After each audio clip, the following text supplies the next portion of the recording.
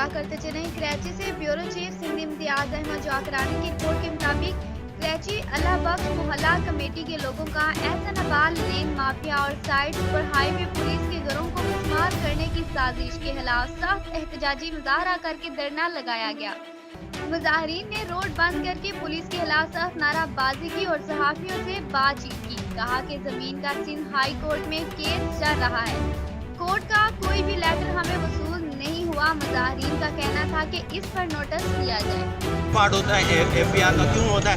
Revenue department का budget pass है। जब काम सारा हमारी पुलिस कर रही है तो ये सारे डिपार्टमेंट बंद करा देते हैं।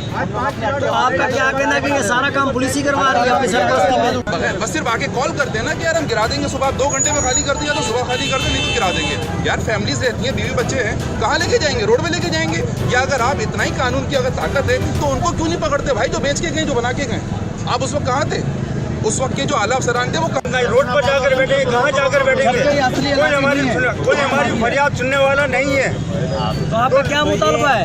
और हम मुतालबा ये कि हमारे सर छुपाने की जगह लिहाजा हमें वो दी जाए। हम गुजारिश करते हैं वज़ीर आज़म इमरान खान से, सैयद मुराद अली शाह से, हम सबसे रिक्वेस्ट करते हैं कि ये सर छुपाने की जगह हमसे ना छीनी जाए और इनके खिलाफ जो है एक्शन लिया जाए।